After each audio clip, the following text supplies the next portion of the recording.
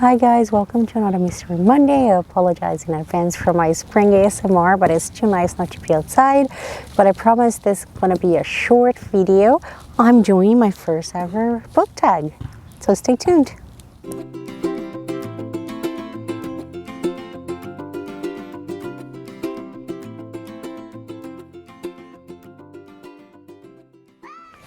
Hi guys, there's this wonderful channel that I follow. It's called Nakia's Hideaway, and Nakia's oh my goodness, you have to follow her. I'll link her channel up here.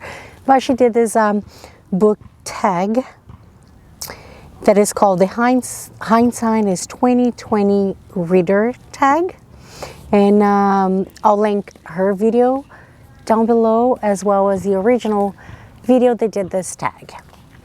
The first question they have is, what were you like as an early and learning reader? I'll say that literature has always been part of my life. I remember I was probably 3 and I couldn't wait for my mom or my dad to come read me books at night, and I got very frustrated with that. So I think I pushed myself to learn how to read really early, and you could always find me with a comic or a book or joint activities that required reading and writing, especially in my early years. I was that kid. So what book or book series got you excited about reading as a kid?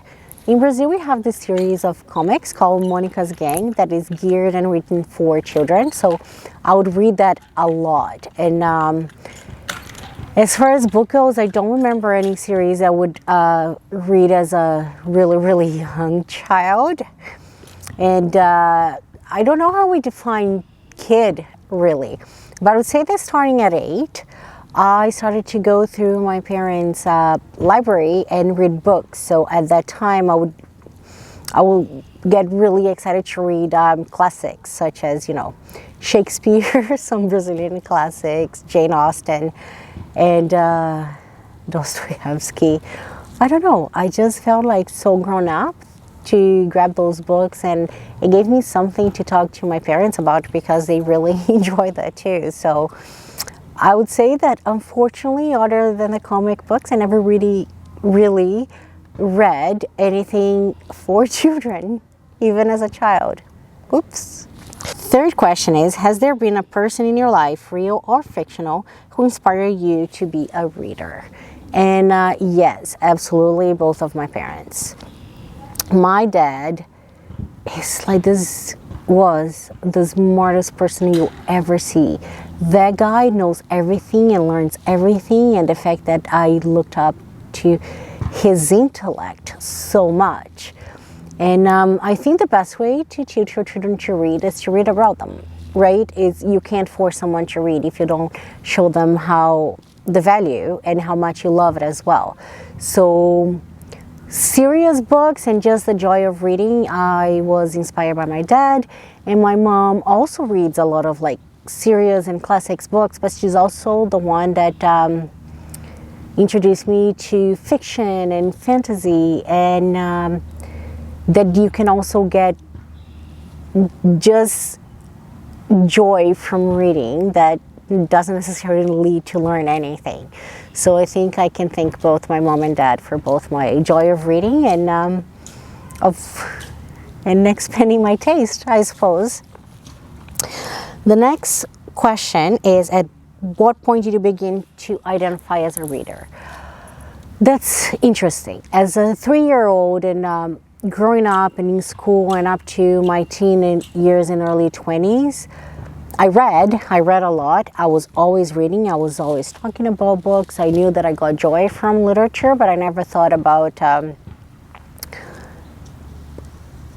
myself as a reader. It was just something that I did and it was part of me. I never labeled it. And then I went on a great slump. When I became a mother and my son is 9 years old now, I really just stopped reading.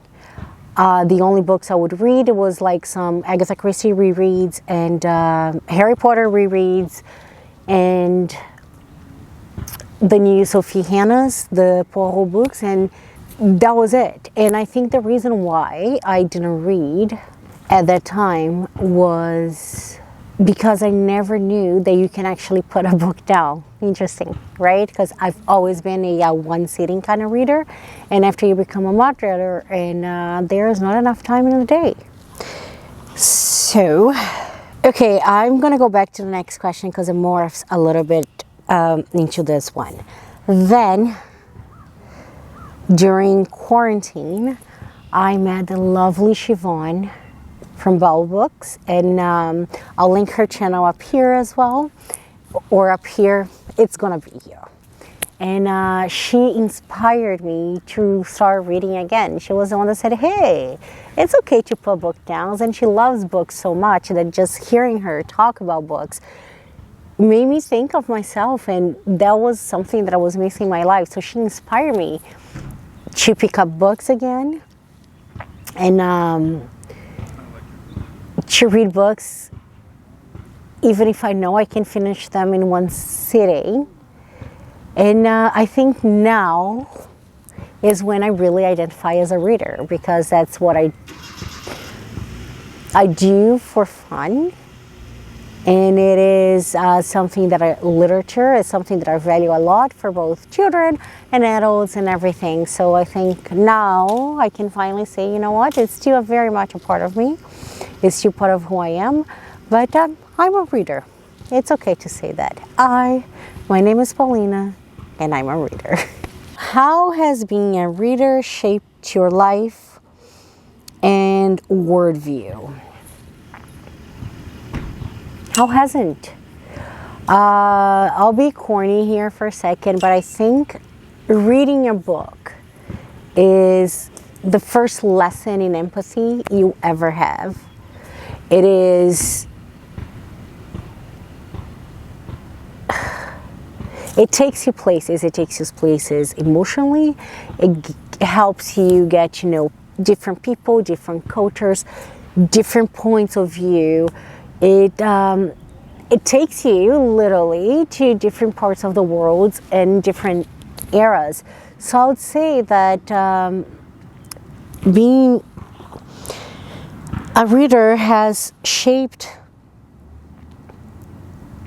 my life, because it is, as an early childhood educator, something that I value, and I would say it's my superpower, something that I know I can give this joy to children, and it has changed my worldview because, you know, I don't know, I just love traveling to other places and other people's minds through the book. And I've learned a lot about England through reading Agatha Christie, and a lot about Brazil in the time that my grandparents grew reading those books. And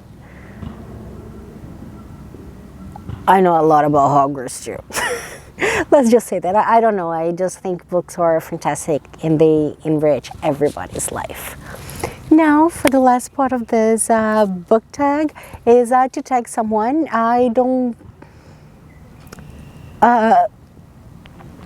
know. I don't really know anyone. I'm a very small channel. So if you're watching this and you are so inclined, consider yourself tagged. But I will tag one person, and tagging Siobhan from Bell Books, because thank you for bringing literature and the joy of reading back into my life.